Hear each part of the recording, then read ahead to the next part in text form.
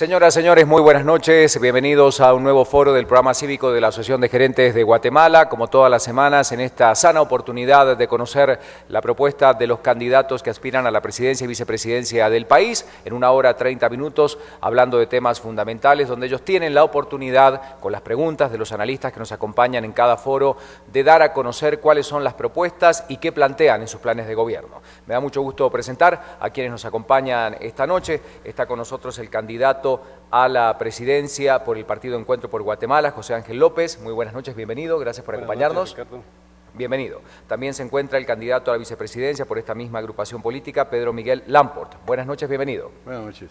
Gracias por estar con nosotros. Recordemos que los temas centrales sobre los que va a girar esta conversación es sobre seguridad, economía, programas sociales y corrupción. Y presento a continuación a los panelistas que nos acompañan y que van a formular las preguntas a los candidatos que están esta noche presentes. Quiero presentar a Nicolás Virsi, analista económico y político. Nicolás, buenas noches, bienvenido. Muy buenas noches. Gracias por acompañarnos. También está Ingrid Godínez, analista política y especialista en programas sociales. Ingrid, buenas noches. Buenas noches. Gracias por acompañarnos. Damos la bienvenida a Ramón Parellada, que es economista, analista político también del Centro de Estudios Económicos Sociales. Ramón, buenas noches, bienvenido. Buenas noches, muchas gracias. Y Daniel Herring, que es profesor universitario y analista político. Daniel, buenas noches. Buenas noches.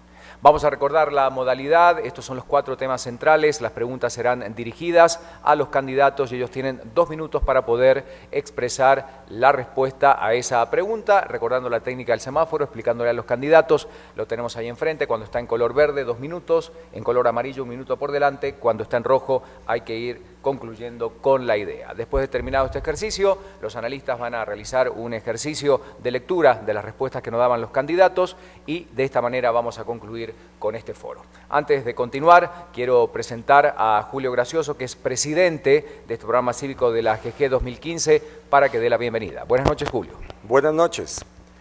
En nombre de la Asociación de Gerentes de Guatemala, les damos la más cordial bienvenida a este foro que se realiza en el marco del programa de contribución cívica de AGG, Elecciones 2015 por el futuro de mi país, participo, voto, exijo. Con la presencia hoy de los candidatos a la presidencia y vicepresidencia por el Partido Encuentro por Guatemala, José Ángel López y Pedro Miguel Lamport. Oportunidad en que se analizará la propuesta de su plan de gobierno. Es importante mencionar que este espacio brinda la oportunidad a los 14 candidatos a la presidencia y vicepresidencia del país, y es una plataforma de discusión neutra, profesional y objetiva para discutir sus propuestas de gobierno.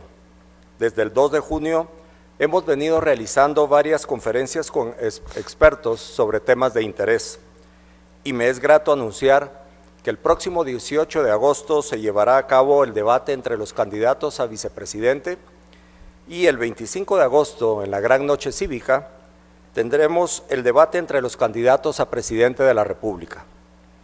En las pocas encuestas que se han publicado, se pone de manifiesto que hay muchos guatemaltecos que aún no saben por quién votar. El programa de contribución cívica de la AGG se convierte entonces en una herramienta para que la población pueda conocer las distintas opciones políticas y tomar una decisión informada. Nuestro voto y participación son esenciales para lograr cambios estructurales en el país. Quiero reiterar en nombre de los socios de la AGG nuestro profundo agradecimiento a Guatevisión, Emisoras Unidas, Prensa Libre, Mr. Music y Mr. Films, a Ricardo García Santander y a nuestros panelistas que han participado en cada evento por su aporte para la realización de estas actividades. A ustedes que nos ven a través de Guatevisión, muchas gracias por su sintonía y por su participación activa a través de las redes sociales. Muchas gracias. Muchas gracias a Julio Gracioso, presidente de este programa cívico. Y ya comenzamos entonces con el ejercicio de las preguntas. En primer lugar, Nicolás Virsi va a realizar justamente algunos cuestionamientos sobre economía. Adelante, Nicolás, te escuchamos. Sí, muchas gracias. Mi primera pregunta es para el licenciado López. El licenciado, nos hemos visto en múltiples foros de economía social y mercado a lo largo de los años, por lo que uno podría suponer que usted es afín a esa escuela ordoliberal de pensamiento. En su plan de gobierno, ¿cuáles principios y elementos de la economía social de mercado cree usted que deberían ser los más importantes? ¿Usted va a a incentivar más la disciplina fiscal y monetaria por encima de la compensación social, o qué equilibrio va a buscar su gobierno? Bueno, como usted sabe, una economía social de mercado se rige por respetar las reglas del mercado, pero también no se olvida del tema eminentemente social. Pero también esa economía social de mercado se refleja en un Estado fuerte, no en un Estado grande, sino que un Estado fuerte que pueda ser un buen árbitro en generar las mejores condiciones para el emprendimiento y el desarrollo de la economía. Y yo personalmente creo, y también el partido, en los planteamientos de la libertad de mercado. Nosotros estamos convencidos de respeto a la propiedad privada, del emprendimiento individual, pero también del emprendimiento colectivo. En el ámbito de lo social, lo interesante de la economía social de mercado es que aquello donde el mercado no llega, el Estado cumple esa función. Entonces hay una combinación, un equilibrio entre estas dos fuerzas, en el tema social y en el tema económico, que se complementan sin que el Estado intervenga en las fuerzas de mercado. Siguiente pregunta, por favor. Sí, muchas gracias. Es una repregunta de seguimiento al licenciado López.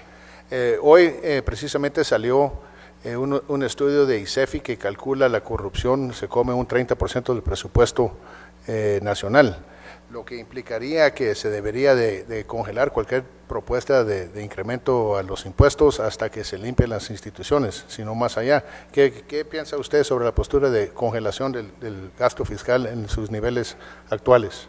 Bueno, yo creo firmemente que antes de hablar de una revisión a la estructura tributaria del país, primero tenemos que pasar sobre determinadas prioridades, y una de ellas es la priorización del gasto, que es tan elemental de correlacionar el gasto con las prioridades del país. Y otro, la calidad del gasto, dónde están esas falencias para tratar de transformar esas debilidades que existen en el país. Y el otro, la austeridad en el gasto, que normalmente en el sector público la austeridad es como un fenómeno casi inexistente, o no es que inexistente, sino que no hay conciencia de la importancia que tiene la austeridad.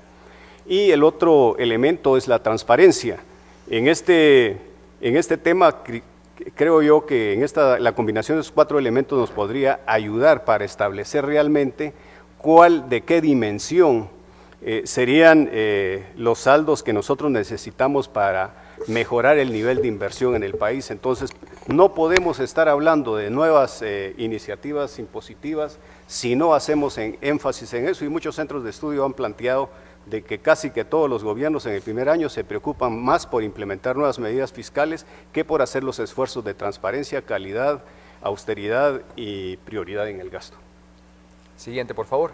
Sí, mi siguiente pregunta va para el licenciado Pedro Lamport. Si me podría explicar qué quieren decir con emprendimiento colectivo. Bueno, en la capacidad de visión del emprendimiento colectivo es fundamentalmente vía organizaciones como por ejemplo las cooperativas, como por ejemplo las asociaciones agrícolas, como por ejemplo otro tipo de estructuras que hay en donde la estructura de la propiedad privada no es individualizada, sino que está estructurado en una forma de asociativa como cooperativas. Ese es básicamente el concepto. Siguiente pregunta. También para el licenciado Lamport. En su gobierno van a eliminar los pactos colectivos que son nocivos para el Estado guatemalteco. Y una segunda parte de esa pregunta es si va a invalidar la deuda flotante. La primera pregunta en lo que se refiere a invalidar los pactos colectivos. El esfuerzo jurídico que se tiene que hacer es claro que lo vamos a emprender. El proceso no es tan fácil, pero lo vamos a emprender. No hay duda que hay una serie de pactos colectivos, por ejemplo, el de educación o el de salud pública, el de las portuarias, que son a criterio nuestro lesivos, pero indiscutiblemente tendrá que ser la vía judicial en la cual se va a comprobar. Muy bien. ¿El resto de la pregunta? La deuda flotante. De la deuda flotante. ¿La segunda? Sobre la deuda flotante. La deuda flotante, ese es un problema que la responsabilidad de un Estado debería ser dejarlo absolutamente en cero o por lo menos la asignación clara de los recursos en el siguiente presupuesto. La estructura de la deuda flotante que vamos a recibir como gobierno, yo creo que en este momento no tenemos ni siquiera conciencia de cuál va a ser el monto. Y si a eso le vamos a agregar el problema del déficit fiscal, el problema de la deuda flotante, el problema de las finanzas del Estado y del gobierno van a ser sumamente complejas. Muy bien, adelante. Sí, la siguiente pregunta es para el licenciado López. ¿En qué consiste su propuesta de desarrollo rural integral? ¿Sí? ¿Va a incluir este plan una versión de una ley de inversión y empleo? Bueno, nosotros estamos planteando en el área rural medidas que estén encaminadas a fomentar, a promover, a mejorar los niveles de emprendimiento y productividad y competitividad en el área rural. Nosotros creemos que el Estado no debe de intervenir en las iniciativas de emprendimiento, pero sí debe facilitar esos emprendimientos. Y en el tema del desarrollo rural nosotros vemos que la carencia de la infraestructura productiva es bastante endeble. Nosotros estamos planteando el desarrollo de carreteras rurales. En los últimos 2 gobiernos la inversión en carreteras rurales fue bastante escasa. Nosotros nos estamos atreviendo a pensar de esta manera, que las grandes obras de infraestructura, el Estado busque las alternativas de cómo se puedan desarrollar a través de iniciativas privadas o alianzas público-privadas.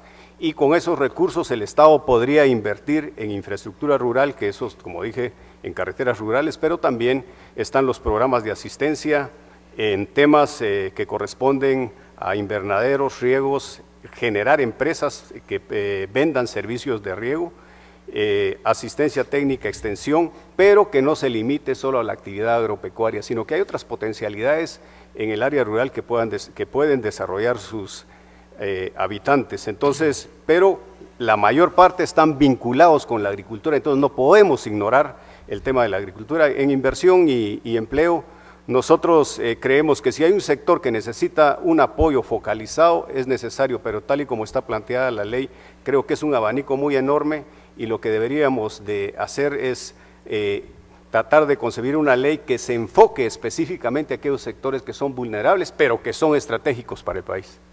2 últimas preguntas, Nicolás, por favor. Sí, también para el licenciado López. En su página web habla del compromiso de proteger el medio ambiente por encima de la actividad industrial y extractiva. Con la necesidad que tiene Guatemala de combatir la pobreza con creación de empleos, ¿cree prudente priorizar la protección del medio ambiente por encima de la creación de empleo por la presencia o presunta presencia de una amenaza que muchos dudan que existe? Bueno, el planteamiento no es de esa manera. Lo que estamos diciendo es que cada proyecto que corresponda al aprovechamiento de los recursos no renovables no debe pasarse sobre el medio ambiente. Es decir, que respete el medio ambiente, evitemos cualquier riesgo que pueda existir, pero sobre todo que también estos proyectos se desarrollen en consulta con las comunidades. Ese es un elemento importante porque nos evitaría el desarrollo de conflictos innecesarios, porque ¿qué es lo que está sucediendo ahora? Se otorgan las licencias y ya cuando va todo el equipo para excavación es cuando se empiezan los procesos de diálogo y lo que hay que hacer es hacerlos con suficiente tiempo de antelación. Yo no soy una persona que está en contra del aprovechamiento de los recursos no renovables. Yo creo que hay que aprovecharlos porque en algunos lugares hay tierras productivas, pero en otros lugares, en las entrañas de la tierra, ahí están los recursos y hay que aprovecharlos. Pero debe de generar beneficios a las comunidades y también como está la ley ahora hay que reformarla, porque en Huehuetenango un señor me hizo una reflexión, mire, ¿y por qué dicen regalías? Si eso no es un regalo, se están llevando parte de nuestros recursos y nos tienen que pagarlos. Entonces tiene que haber una correspondencia ahí y una legislación que vele por los intereses del país, pero que también la empresa sea exitosa para que genere más empleos. Y la última pregunta del tema económico. Sí, la última pregunta va dirigida al licenciado Lamport. En la página web de su partido se habla del compromiso por la promoción de energías limpias. ¿Cómo piensa lidiar con la oposición sistémica a cualquier proyecto hidroeléctrico que vemos que pasa en este país? Uno de los problemas fundamentales que existe en el desarrollo económico y la amenaza que nosotros visualizamos, número uno, de poder atraer inversión hacia Guatemala e incrementar los volúmenes de inversión de capitales nacionales, es la conflictividad que se ha generado en las áreas rurales, particularmente derivado a las inversiones de minería, energía renovable y no renovable, y el tema de la expansión agrícola. El problema fundamental por lo que nace esa conflictividad es en la ausencia del Estado. El Estado ha dejado esas regiones totalmente abandonadas en el pasado y no tenían ningún concepto de por qué se dan esas inversiones que amenazan sus estructuras tradicionales y su ambiente como tal. El retorno a esas regiones del Estado a cumplir a cabalidad con su función es fundamental. Una vez se terminen los procesos de negociación por parte del Estado, entonces el ambiente debe ser muy diferente para que un inversionista externo pueda perfectamente invertir en unas condiciones mucho mejores que las actuales. Pero si el Estado no asume adecuadamente su rol, particularmente en los procesos de intermediación, y de dar la visibilidad de que efectivamente el progreso económico social es viable y compartido con la empresa, esa función vital tiene que darse. Si no es así, las inversiones lamentablemente se van a dar en un ambiente de total conflictividad y al final del día los que vamos a perder somos todos los guatemaltecos. Bueno, muchas gracias, Nicolás, gracias a los candidatos por sus respuestas. Vamos a hablar ahora de programas sociales. Ingrid Godínez va a formular estas preguntas. Adelante. Gracias. Para el licenciado López, ¿qué mecanismos de compensación social se incluyen dentro de su plan de gobierno y cómo evitaría la creación de la dependencia en la asistencia pública, que por cierto va en contra del principio de solidaridad? Bueno, en primer lugar, yo creo que los programas de asistencia social en un país como Guatemala, pues creo que hay grupos que son exageradamente vulnerables que lo necesitan, pero el concepto debería estar enfocado a que esa asistencia se enfoque a estos sectores, pero de manera temporal y estratégica, es decir, como un primer paso, pero que no nos quedemos en un asistencialismo de manera indefinida, sino que tiene que ser sobre un objetivo de sacar a estas personas para desarrollar capacidades y puedan generarse sus ingresos.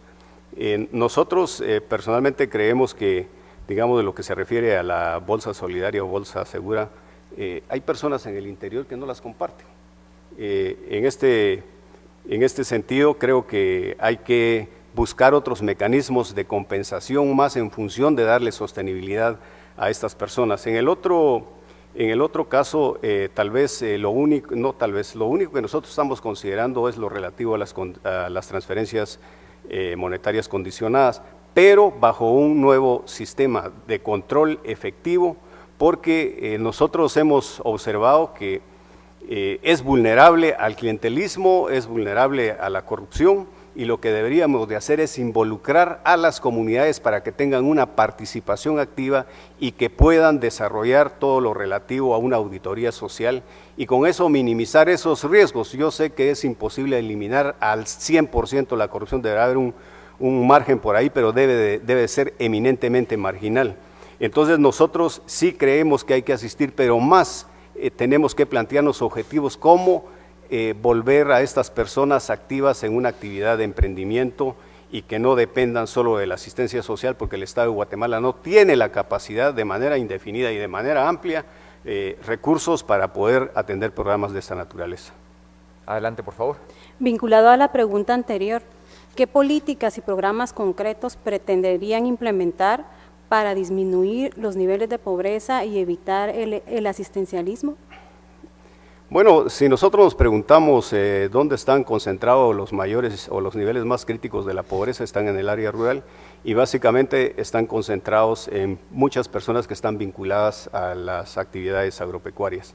Entonces lo que nosotros tendríamos que hacer en esto, que corresponde a los componentes de desarrollo rural, es desarrollar justo, asistir con las oportunidades que hay todavía en Guatemala, en muchas regiones, aprovechamiento de cultivos a través de riego, generar riegos por goteo, desarrollar empresas que se dediquen a dar esos servicios de las mismas comunidades, porque ahí siempre hay un problema de capital de trabajo y capital de inversión.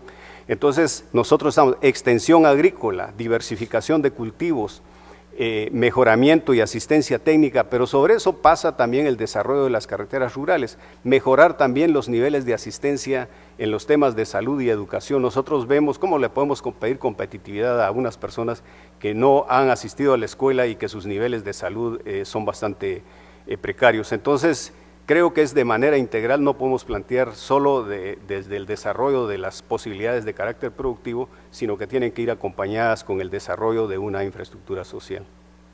Siguiente pregunta, por favor.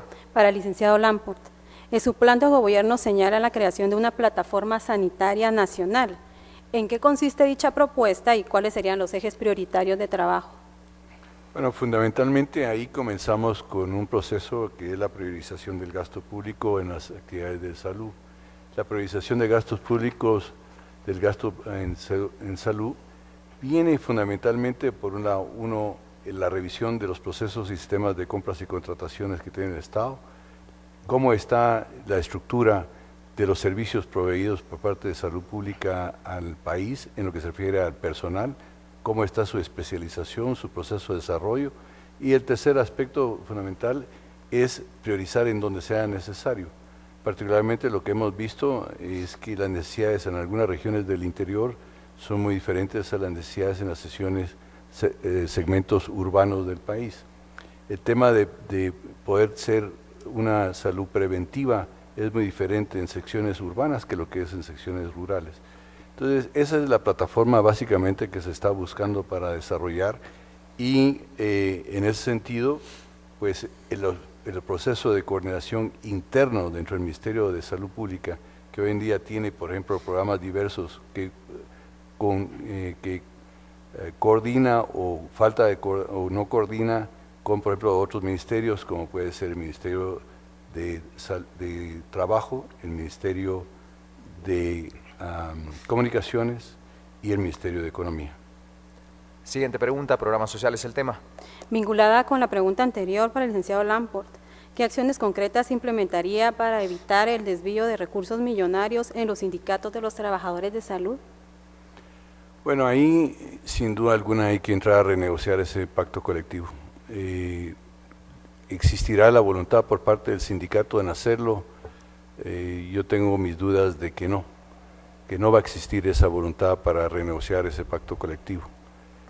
Las prebendas que se han dado en ese sentido, 2.000 trabajadores sindicalizados que pueden básicamente dedicarse a lo que quieran en cuando quieran, sin tener ninguna consideración por las razones que fueron contratados, no lo van a dejar ir. El proceso de escalamiento de los salarios no lo van a dejar ir. Lamentablemente creo que vamos a parar en ese sentido a tener que ir a los tribunales de justicia para poder determinar si efectivamente ese pacto colectivo es violatorio de los intereses del Estado.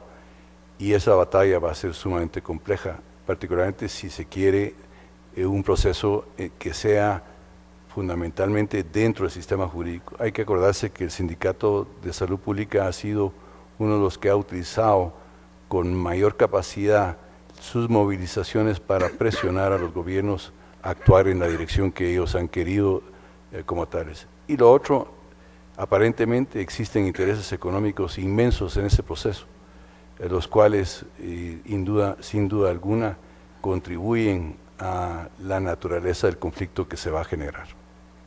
Siguiente pregunta.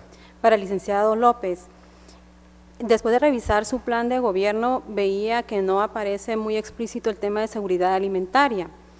¿Cuál sería su estrategia y políticas para reducir los niveles de desnutrición en las áreas más vulnerables del país? Bueno, si nosotros vemos nuevamente el área rural, es donde se encuentran los niveles más críticos de desnutrición. Lo que tendríamos que hacer ahí es focalizar estos apoyos desde dos perspectivas. Uno, a nivel del seno familiar y otro a través de los centros escolares. Tenemos que combinar si estamos hablando en temas específicamente de la niñez, que es la más vulnerable. Entonces, pero para ello también tenemos que entrar de manera objetiva a desarrollar todo ese proceso de darle oportunidades a la gente. La desnutrición es al final de cuentas el efecto de la exclusión social. Entonces hay que, nuevamente regreso, que hay que darle oportunidades a la gente para que puedan desarrollar sus actividades y a través del emprendimiento. Yo solo le comento, con las mujeres en extrema pobreza, en un programa de crédito que nosotros desarrollamos, se vieron grandes avances. Entonces lo importante es ir a las causas y no al efecto. En el corredor seco yo creo que ahí podemos dar la asistencia en el momento de la coyuntura, pero tenemos que pensar en el largo plazo, cómo podemos desarrollar inversiones en el largo plazo si sabemos que es una zona con alta vulnerabilidad. Y yo creo que recursos los hay estudios que demuestran que hay un potencial de agua, entonces lo que deberíamos de hacer ahí es desarrollar una agricultura intensiva de precisión. El ejemplo es Almería en España, que es casi una zona desértica y se volvió en el centro de producción de una serie de alimentos y hortalizas, y yo creo que lo mismo podríamos desarrollar en estas regiones para ir identificando dónde están esos riesgos de desnutrición y tratar de mitigarlos con estrategias de carácter temporal y de emergencia, pero también las que ataquen efectivamente las causas. Última pregunta, por favor, Ingrid. Para el licenciado Lamport. Una de las principales propuestas de su plan de gobierno es incrementar la inversión del gasto público en el sector de educación en un 5% del PIB. En este contexto, ¿cuál sería el principal destino de dichos fondos y cuáles serían sus principales propuestas para elevar la calidad educativa? Hay dos áreas en donde existen oportunidades desde ya para poder hacerlo. Uno es en lo que es preprimaria. Ese sector tiene características mucho más complejas, va desde la idiosincrasia de los padres de familia, de visualizar ya la necesidad de poder dar una educación en la preprimaria. En lo que se refiere ya a la primaria, ahí es donde podemos comenzar a visualizar, mejorar el uso y la capacitación de la tecnología.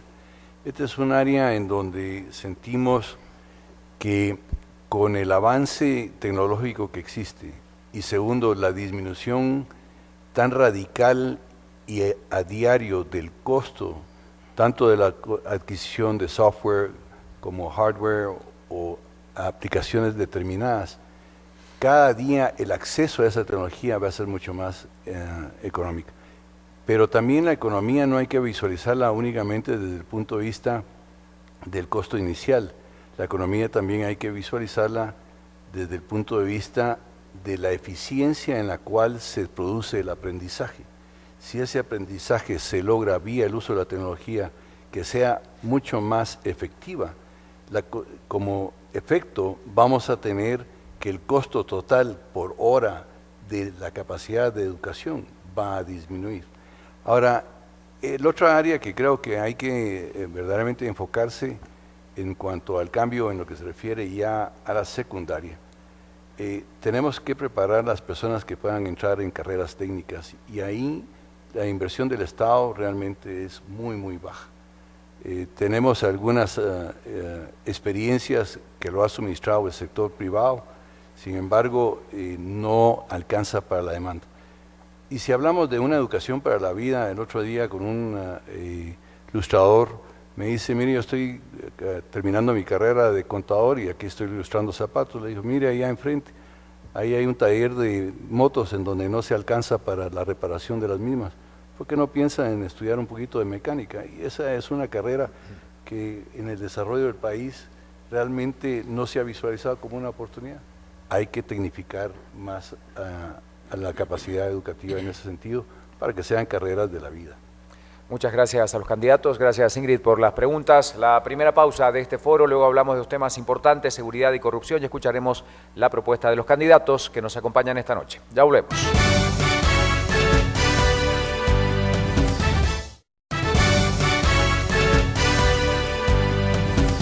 Muchas Muchas gracias por seguir esta noche con nosotros en este foro donde estamos compartiendo las propuestas de los candidatos, en este caso del Partido Encuentro por Guatemala. Presento nuevamente al candidato a la presidencia, José Ángel López, el candidato a la vicepresidencia, Pedro Miguel Lamport, por esta agrupación política. Los panelistas que nos acompañan, hablamos de dos temas importantes, economía y programas sociales. Llegó el momento de hablar de otro punto también de bastante preocupación para la ciudadanía que va a votar, y es la lucha contra la corrupción.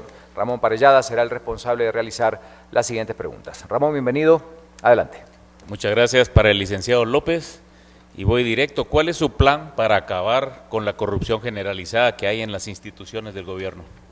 Bueno, creo que esto pasa por una coordinación con, en este caso, nuestro partido y la representación en el Congreso. Aunque se está abordando hoy los temas, yo no sé qué tanto vamos a avanzar, pero seguiremos nosotros en esa línea de trabajo de lucha contra la corrupción, y eso pasa por la reforma a un número de leyes importantes, que dentro de ellas la ley electoral y de partidos políticos, que se retroalimenta de la corrupción y que necesita personas en extrema pobreza para manipularlos políticamente. Yo creo que eso sería, mientras exista una ley como esta que necesita para funcionar la corrupción, pues siempre vamos a tener corrupción. Hacer los esfuerzos que ha venido haciendo el Partido Encuentro por Guatemala en las reformas a la ley de compras y contrataciones, a la ley de servicio civil, a la ley de probidad y a la ley de la Contraloría de Cuentas. En este sentido de la Contraloría de Cuentas, nosotros estamos planteando que debería de tener como mínimo un cuerpo colegiado, porque me parece que es la decisión de una persona de manera unilateral, es como tiene un riesgo de componendas en este tema, y yo creo que deberíamos evitarlo. Y por el otro lado, el Ejecutivo debería de manera preventiva también hacer sus esfuerzos en el tema del combate a la corrupción, porque si bien es cierto, podemos coordinar con la Contraloría de Cuentas, podemos coordinar con el Ministerio Público, podemos hacer las denuncias que correspondan, pero sí es necesario promover estas medidas preventivas en todos los organismos del Estado. Tuvimos la experiencia ahora con el tema de la Secretaría de la Transparencia en el actual gobierno, pero no tuvo sus actos, más que todo se prestó a otro tipo de cosas y no se enfocó a resolver, o más que todo a prevenir esos problemas y a generar una cultura en contra de la corrupción. Yo creo que en Guatemala tenemos que hacer esfuerzos de desarrollar una cultura en contra de la corrupción desde las instancias del Estado, así como de la sociedad civil. Siguiente, por favor. Tiene que ver con la anterior, o sea, se cambian leyes, pero si no se acaba con la inmensa impunidad que tenemos en el país, ¿cómo van a funcionar esas leyes? Entonces la pregunta sería, ¿cómo pretende acabar con la inmensa impunidad que tenemos en el país? Bueno, otra vez volvemos ahí que la impunidad es el producto de que tenemos instituciones todavía con muchas debilidades. Si no hay una buena investigación del Ministerio Público, si no hay una buena coordinación con la Contraloría de Cuentas, si no también se utilizan los datos que debe de proveer la IVE al Ministerio Público, y si no tenemos un sistema de justicia que dé certeza a los actores, de igual manera ese nivel de impunidad va a ir creciendo, pero el Ejecutivo tiene que hacer sus mejores esfuerzos en lo que le corresponde, en la coordinación, en los esfuerzos, pero sobre todo prevenirlos y también hacer planteamientos relacionados con el endurecimiento de las penas y hacer efectiva la extinción de dominio, pero también el proceso de descentralización, porque hoy nos estamos dando cuenta de los grandes negocios de la corrupción que normalmente están centralizados, pero vemos que en el país se han ampliado los niveles de la corrupción desde diferentes niveles, y entonces tendríamos que generar eso. Yo creo que en el tema del Ejecutivo se puede hacer mucho. Cada ministro debe de tener una persona que le ayude a identificar dónde están e invitar a la sociedad también a que haga sus propias denuncias en el Ejecutivo, para que nosotros podamos prevenir y reordenar esos temas y sancionar a las personas desde el punto de vista administrativo, no legal, porque eso le corresponde a los tribunales. Y yo creo que de esa manera, en tanto no fortalezcamos todas esas instancias del Estado, el nivel de impunidad va a continuar. Siguiente pregunta, Ramón, por favor. Para el licenciado Lamport, Guatemala aparece en el ranking del índice de percepción de corrupción de Transparency International en el puesto número 115 de 175. ¿Qué va a hacer para que nos ubiquemos entre los primeros 10 rankings a nivel de países como los primeros rankings, los que están en primer puntuación, son los que están más transparentes y tienen menos impunidad? Dinamarca, Nueva Zelanda, Finlandia, Suecia, Noruega, Suiza, Singapur, Holanda, Luxemburgo y Canadá están hasta arriba. ¿Qué podemos hacer para llegar a acercarnos a estos países? Cuando uno ve esos índices, hay algunos factores comunes. Uno es que existe una ciudadanía y un Estado comprometido con el Estado de Derecho. Y eso viene de una serie de factores. Uno es que existe autoridad y un reconocimiento de la autoridad. Existe confianza por parte de la población en que efectivamente las instituciones del Estado están ahí para servirle y no servirse de ellas. En donde están seguros que el sistema de justicia es pronta, segura y eficaz. En donde se encuentra que los cuerpos de investigación, control, prevención funcionan. En Guatemala, lamentablemente, ninguna de esas está funcionando. Estamos viendo claramente la interrelación que existe en los procesos de decisión para la asignación de los jueces a la Corte Suprema de Justicia, la Corte Constitucional, la Corte de Apelaciones, la mecánica bajo la cual se impera la asignación o designación del Contralor General de la Nación, las mecánicas bajo las cuales existen los procesos de investigación a congresistas en el Congreso de la República, verdaderamente es un problema muy complejo para Guatemala.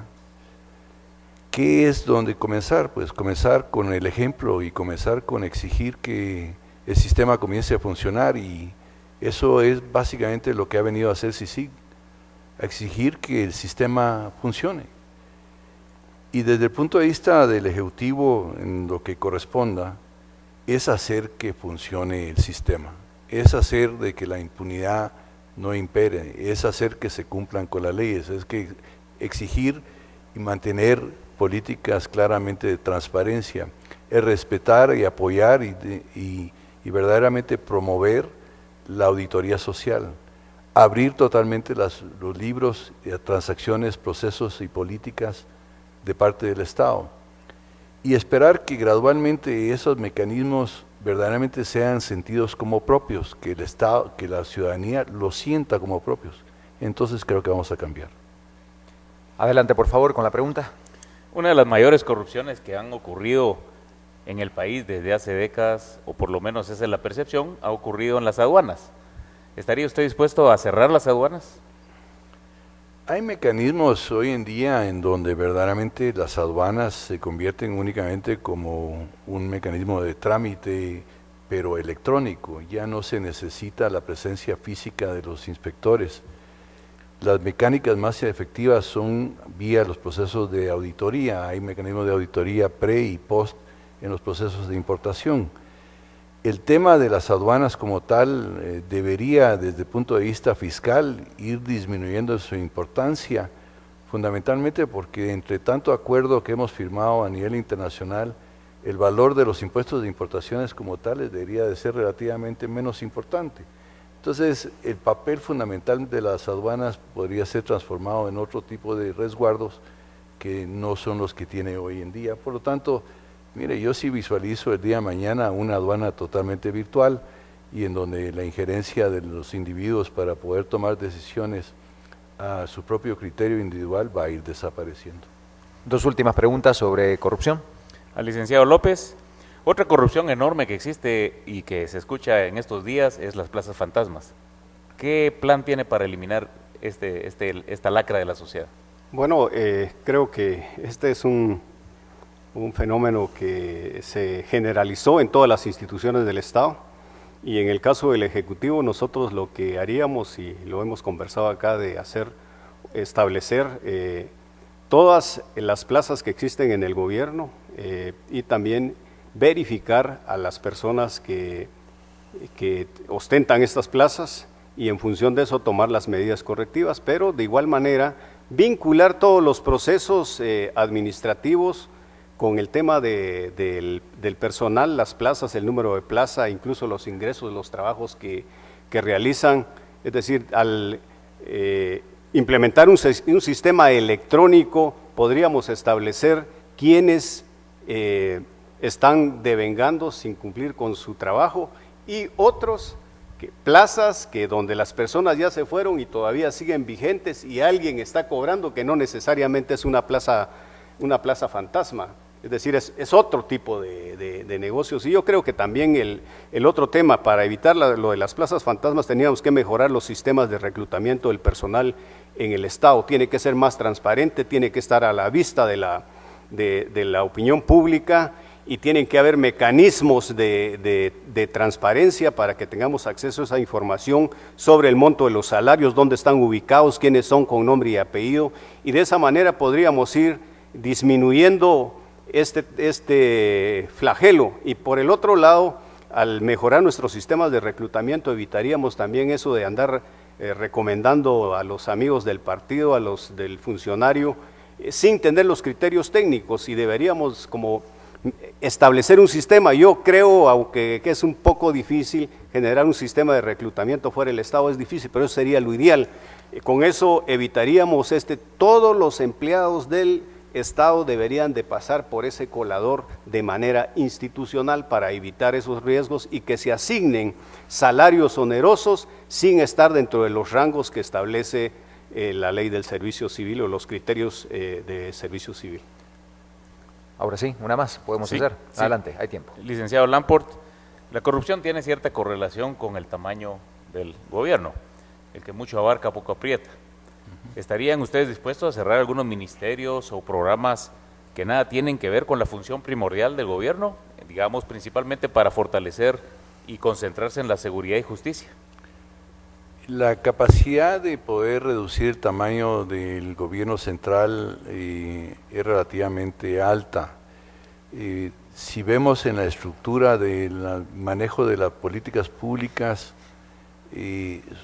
vemos una serie de intermediaciones que no son necesarias. Por ejemplo, hay más de 19 secretarías que reportan directamente al presidente de la República. Después de eso existen más de 12 comisiones presidenciales para actividades específicas. Posteriormente a eso existe la estructura de los ministerios. Luego está toda la infraestructura de los fideicomisos y los fondos sociales. Realmente lo que se ha hecho en el Estado es irlo innecesariamente involucrando en áreas, uno, que no le corresponden, pero dos, en que cada gobierno que ha llegado ha ido creando sus propios feudos. Y esos feudos lo único que han hecho es que en vez de ser temporales por alguna necesidad política, se han ya instaurado como permanentes en el Estado. La revisión de todos esos feudos es necesaria. La revisión de todas las secretarías es necesaria, la revisión de las comisiones es necesaria. Y solo ahí ya podemos comenzar a visualizar los procesos de reducción. Pero el impacto no es únicamente en la reducción en los equipos innecesarios que están ahí en este momento. Es que cada uno de ellos tiene la capacidad de generar nuevas demandas de otra naturaleza, porque tienen que buscar los mecanismos bajo los cuales se justifican en sus funciones de gobierno tras gobierno. O se corta de tajo, o eso va a seguir creciendo. Muchísimas gracias a los candidatos, gracias también a nuestro panelista que realizaba las preguntas, Ramón Parellada. Daniel Hering será el responsable de las últimas preguntas sobre seguridad. Adelante, Daniel. Pues muy buenas noches a los dos. Mis preguntas son en gran medida, todas las que voy a hacer son en gran medida de puntualización, porque no se nos dio un documento coherente sobre el plan de gobierno, sino básicamente una información que estaba en la página web, que está compuesta de una serie de guiones. Entonces, casi todas las preguntas tienen que ver con ampliar eso que dice la página web. Por ejemplo, la primera que le haría al candidato López es, mencionan en la página web el fortalecimiento del Ministerio Público, pero eso se puede hacer de muchas formas. Exactamente, ¿cuál es el plan que ustedes tienen para fortalecer esa institución?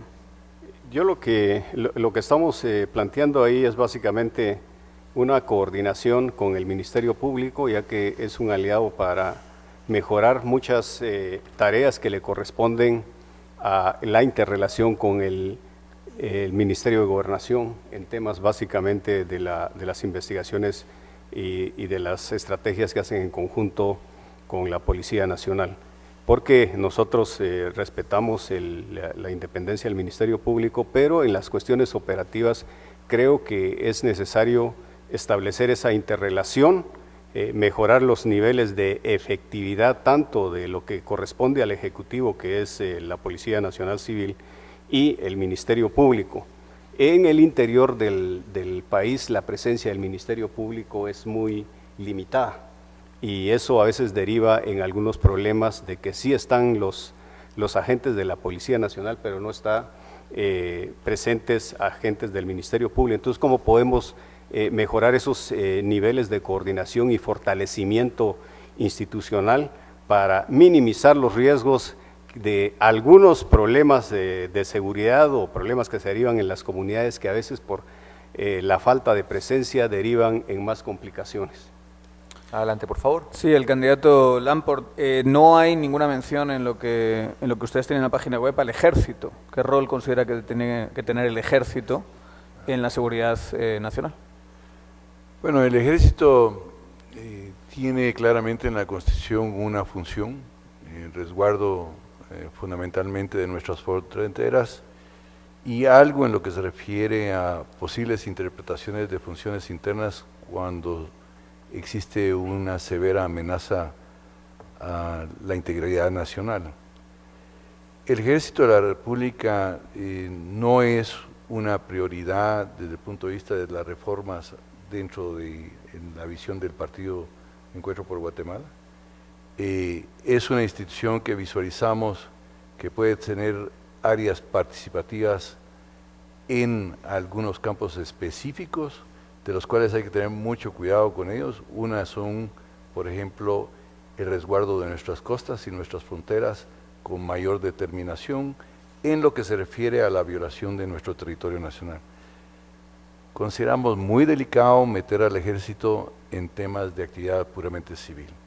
Consideramos muy delicado meter al ejército en actividades que puedan ser totalmente contrarios a su naturaleza, particularmente porque la formación de un ejército es muy diferente en su característica y sus requerimientos a una policía. Cada vez que hemos visto que hemos metido al ejército en la lucha contra el narcotráfico, en la lucha por seguridad civil natural, hemos visto que al final del día se contamina. Al final del día el ejército tiene que ser el último resguardo a tocar. Adelante, Daniel, por favor. El candidato López, hablan de velar por el cumplimiento de la ley del régimen del sistema penitenciario. ¿Eso significa que no modificarían la ley, que solo harían velar? Y si nos pudiese ampliar, ¿qué clase de reformas cree usted que necesitan nuestras cárceles? Yo creo que la ley actual, muchas de sus componentes no se han logrado implementar. Y también muchas cuestiones que se deben de implementar en el sistema penitenciario no han tenido éxito. Nosotros creemos que hay que velar por el cumplimiento de la ley, pero creemos que si no hemos avanzado en eso, algunas razones hay. O realmente no ha habido una voluntad para transformar el sistema penitenciario del país, o las leyes que nosotros tenemos o donde nosotros soportamos ese accionar no son las adecuadas.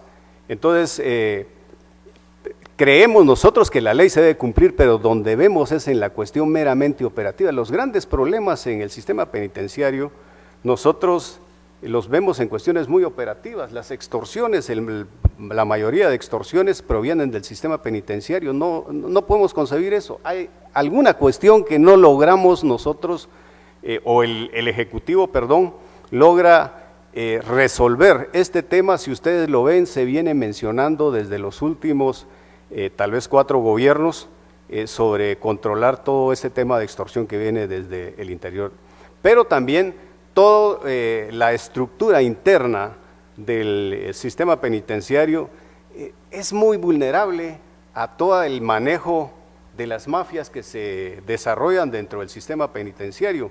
Entonces también no logramos, si nosotros vemos casi que todos los directores del sistema penitenciario y en el caso de cada una de las cárceles, siempre han sido destituidos.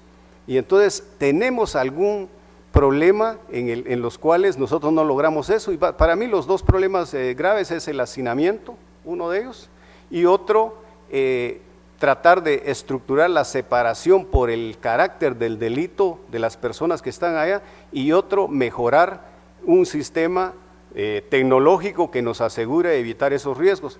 Y por otro lado, esto es algo atrevido, yo sé que es casi difícil de llevarlo a cabo en Guatemala, ver qué es lo que se ha desarrollado en otros países y tal vez llegar hasta un sistema de que una empresa administre las cárceles, ya que vimos que la administración pública no logra administrar adecuadamente eso. Esto es algo ideal, no estoy diciendo que es algo concreto, pero uno llega a pensar eso por los constantes fracasos que hemos tenido en el sistema penitenciario. Gracias. Adelante, por favor. La siguiente también es para usted, candidato López.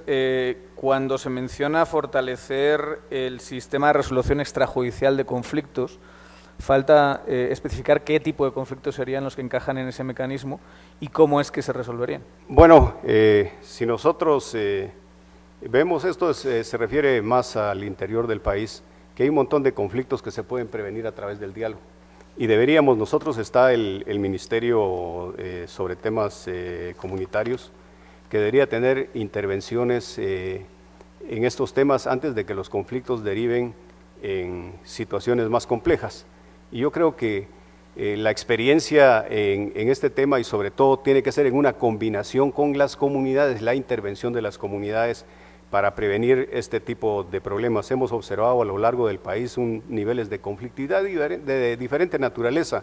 A veces los más focalizados hoy están en los temas de minería e hidroeléctricas, pero los hay también en otro tipo de conflictos que se desarrollan en las comunidades, por ejemplo, por límites entre las comunidades, por abastecimiento de agua, por derechos de paso, y otros tipos de conflicto de carácter privado que después se llevan componentes ya más de carácter colectivo. Entonces yo creo que eso es importante. Yo debo decirlo que creo mucho en eso porque yo participé en la década de los 90 en la dependencia presidencial para la resolución de los conflictos sobre la tierra, y me pareció importante la participación. Descubrí el rol tan importante que tienen las comunidades para contribuir a minimizar estos conflictos que pueden derivar en situaciones más complejas, y por eso creemos nosotros que esto podría ayudar para minimizar esos riesgos, y que a lo mejor es posible, no a lo mejor, creo que muchos de ellos son posibles resolverlos a través del diálogo y no llegar a las instancias judiciales.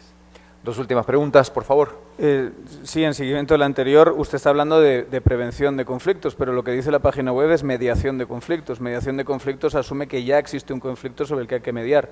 Usted está hablando de prevenirlo antes de que haya conflicto. No, perdón, yo le estoy hablando, sí, ahí hay una confusión, hablando de prevenir y mediar, porque efectivamente hay muchos conflictos que se pueden prevenir, hay otros donde podemos mediar y que se pueden resolver en ese nivel de mediación, y que ya el conflicto ya no va a otras instancias donde posiblemente, lejos de resolverlo, se va a tratar de complicar más. Entonces yo creo que son dos fases que una ni otra se pueden separar, sino que pueden ser en alguna medida complementarias. Una última, Dani. Y la última pregunta para el candidato Lamport: ¿legalización de drogas sí o no, y por qué? Lo que nosotros visualizamos es que ya es imperante cambiar el criterio en cuanto a cómo se visualiza el tema de consumo, venta de drogas como tales y la intermediación que hacen algunas personas en el territorio guatemalteco. El consumo de drogas debe ser tratado como una adicción, y el proceso de penalizar el consumo debe ser eliminado. Eso está claro. En lo que se refiere a la intermediación y venta de drogas, particularmente en lo que se refiere a los problemas básicos de Guatemala, del trasiego de drogas hacia otras fronteras, Ahí sí se necesita tener una visión mucho más global y ese debate Guatemala debe participar en él. La segunda cosa que es importantísimo es que los procesos de negociación entre países consumidores y los países que están productores o que son como puente para el transporte de las drogas, tiene que cambiar. Hoy en día el balance de esa negociación está del lado de los países consumidores y no de los países que, como nosotros, estamos metidos exclusivamente en el tema del transporte. Eso depende de dos cosas, una visión muy clara del costo-beneficio de esas negociaciones con los países consumidores.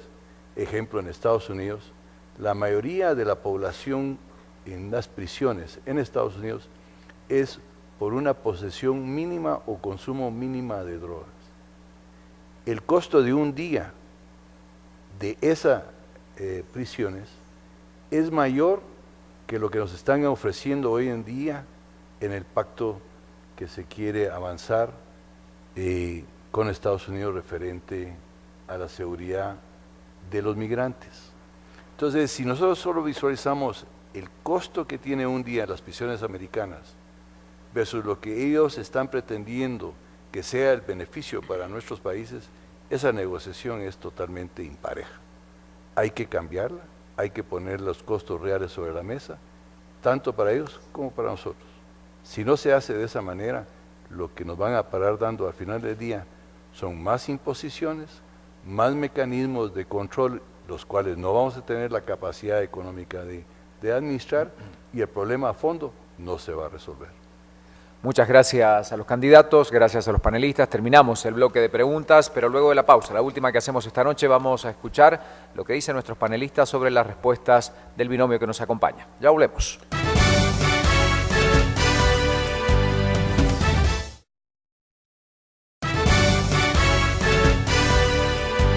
Bueno, muchas gracias por acompañarnos. Llegamos al último bloque donde los analistas pues van a comentar y desmenuzar las respuestas de los candidatos que nos acompañan esta noche, el binomio de Encuentro por Guatemala. Nicolás Virzi hablaba de temas económicos, muchas preguntas en relación a los principios que tendría esta agrupación política sobre la economía social del mercado. Nicolás, preguntaste sobre congelar el gasto fiscal. Me gustaría saber si te quedó clara el tema del emprendimiento productivo, su postura sobre pactos colectivos, deuda flotante, en fin. ¿Cuál es la propuesta económica desde tu análisis de este grupo?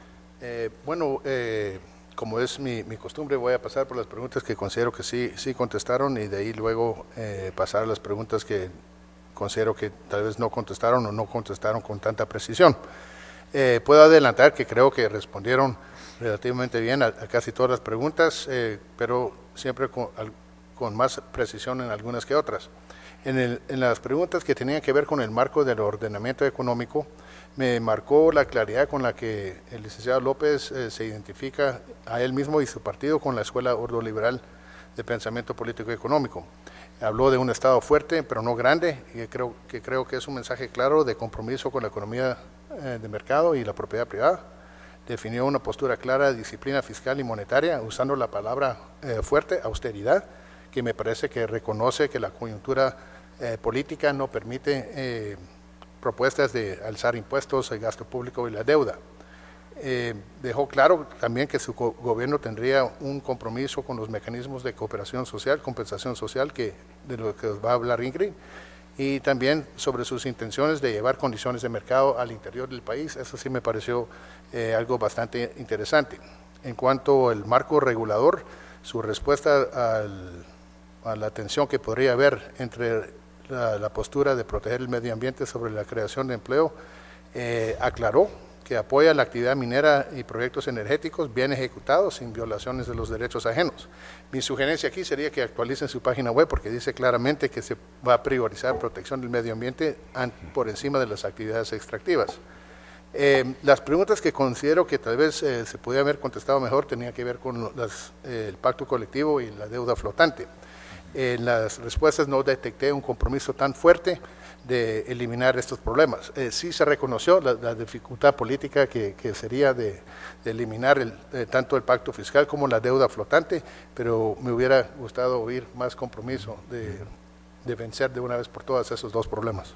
Muchas gracias, Nicolás Birsi, analista político, hablando de temas económicos, y Ingrid Godínez, bueno, habló de temas importantes, más allá de los mecanismos de compensación social, Ingrid, el tema de la asistencia pública, cómo será si llega al gobierno este binomio, y básicamente cómo eliminar la pobreza, tema sanitario, tema de combate a la desnutrición en el país. ¿Cuáles son tus conclusiones?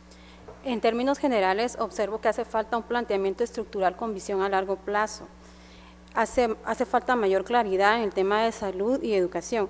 Si bien el enfoque hacia el sector rural es muy directo y específico, no queda claro de qué manera se puede reducir la desnutrición infantil o qué tipo de programas van a llevar a cabo y cómo van a promover ese tipo de programas sociales que permitan realmente generar soluciones estructurales y no temporales.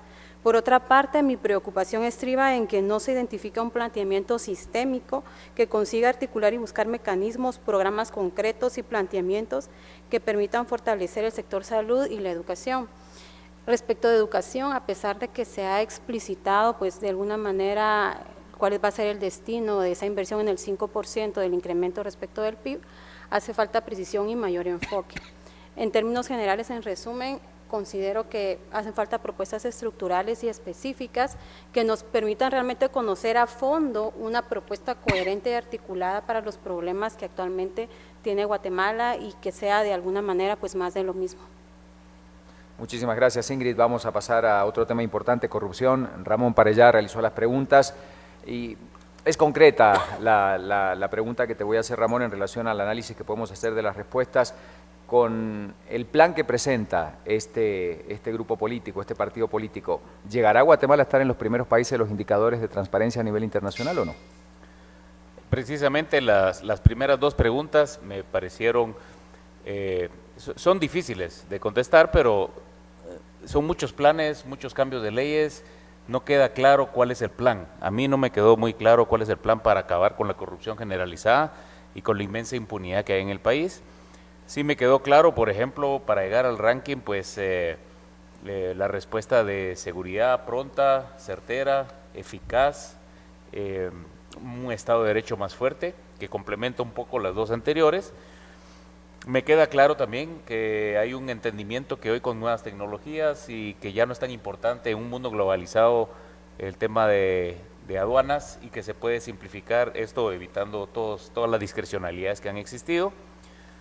No me quedó muy claro la parte de eliminación de plazas fantasmas. Sí me quedó claro el sistema de reforzamiento del reclutamiento, o tal vez me imagino, aunque no lo dijeron explícitamente, la contratación de empresas de reclutamiento profesionales y más estrictas podría ser una forma.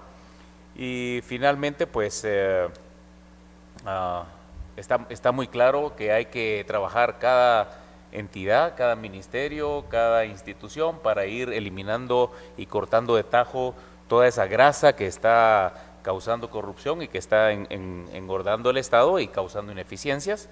Así que yo el único punto que me queda con más dudas es cuál sería un plan concreto, tal vez qué acciones concretas hacer para poder eliminar la corrupción generalizada y la impunidad en el país. Muchas gracias, Ramón. Daniel, y en materia de seguridad, ¿percibiste un plan concreto? Yo empezaría respondiendo a esa pregunta, Ricardo, quejándome, como empecé mi turno de preguntas, de que la información que teníamos previa a preparar esta entrevista es prácticamente nada.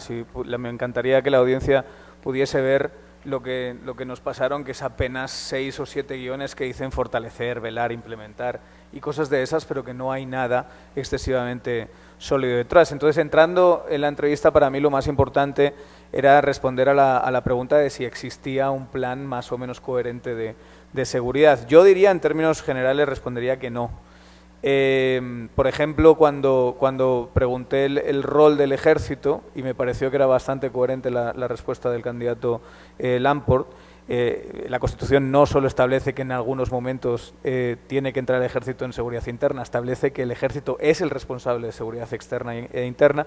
Me pareció interesante que diese una respuesta contundente a que el ejército no tiene que tener un papel en cuestiones civiles, pero para poder tener a un ejército que se retira de eso, necesitamos un modelo policial que lo sustituya, que es lo que le ha faltado a Guatemala durante muchos años. Entonces, sinceramente, cuando uno ve lo que tenemos aquí delante, yo no veo un modelo policial que lo vaya a sustituir, teniendo en cuenta que todavía hoy el Ejército es una de las instituciones del Estado, o la institución del Estado que mejor ven los guatemaltecos. Lo mismo con la solución de conflictos. Creo que eso puede ser una puerta a perdonar determinados crímenes si entramos a establecer medidas extrajudiciales cuando ya ha estallado el conflicto y lo ponemos bajo el paraguas de las políticas de seguridad. Y en una nota positiva, yo diría que, pese a que el candidato Lamport no contestó directamente sí o no legalizaría la droga, creo que sí hay un análisis un poquito más sofisticado sobre la política de drogas y el paradigma prohibicionista que está cayendo y está perdiendo validez a nivel internacional, en el mundo entero, y ese enfoque más de salud, más de prevención. Creo que esa parte es interesante. Pero por regla general diría que yo aquí, por lo menos en estos pequeños guiones y en las respuestas, no veo un plan coherente de seguridad. Muchas gracias, Daniel Kering. Y bueno, como es costumbre ya en estos foros, vamos a darle la palabra para finalizar, para cerrar este ejercicio democrático a los candidatos del Partido Encuentro por Guatemala. 2 minutos para el candidato a la vicepresidencia, Pedro Miguel Lamport. Adelante, por favor. Pues muchas gracias. Y creo que los comentarios hay algunas valideces. El tiempo en ocasiones es difícil sintetizar todo lo que existe en la visión del plan de gobierno de Encuentro por Guatemala. Solo quisiera referirme a uno, por ejemplo, el de la deuda flotante. Creo que dentro de eso y la revisión de qué es lo que ha hecho dentro del Estado, es muy claro que hay que pasar por ver si esa deuda tiene orígenes que sean verdaderamente legítimos o no. Pero independientemente de ese proceso, creo que el enfrentamiento y la realidad en la cual nos vamos a ver en Guatemala durante el próximo gobierno va a ser muy complejo, y no creo que podemos verdaderamente engañarnos en que si no se logra una visión de un acuerdo nacional alrededor de la próxima gobernabilidad del país, vamos a tener que enfrentar decisiones aún más severas.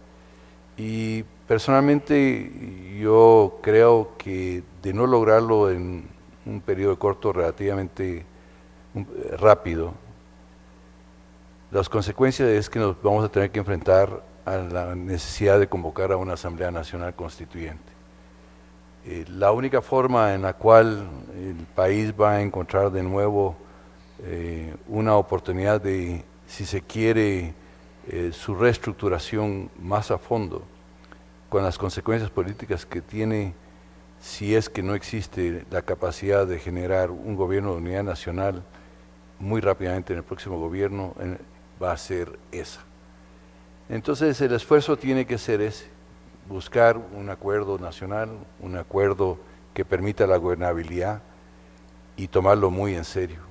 Pueden haber muchas promesas, puede haber muchos documentos sobre el papel, pero si eso no existe como precondición, lamentablemente creo que las consecuencias van a ser verdaderamente más inestabilidad para nuestra Guatemala.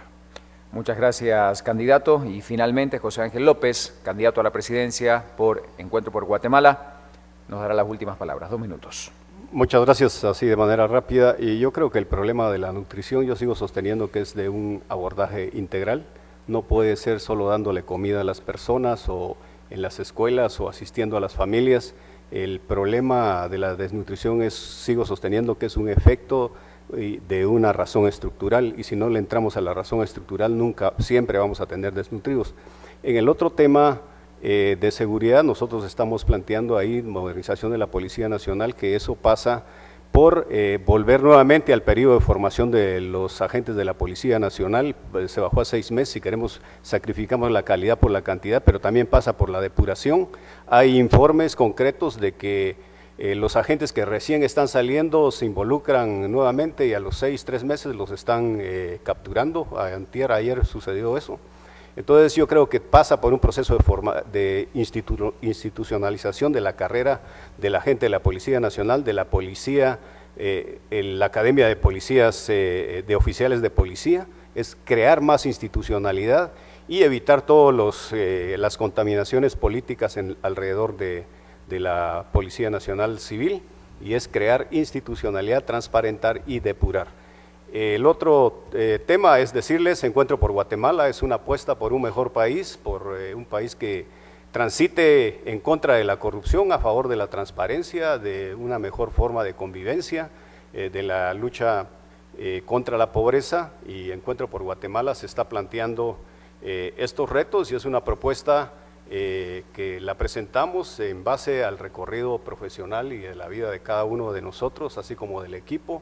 Además, nuestro partido ha dado muestras de compromiso con Guatemala, no ha estado involucrado en actos de corrupción ni aprobando leyes que dañen los intereses del país. Entonces nosotros somos una opción que le presentamos al pueblo de Guatemala y que reflexione para tomar sus mejores decisiones. Muchas gracias a la Asociación de Gerentes por generar este espacio. Yo creo que es muy importante, independientemente de las diferentes opiniones que tenemos, es importante generar esto para que los guatemaltecos tomen su decisión en base a información concreta, a criterios y a planteamientos serios. Muchas gracias.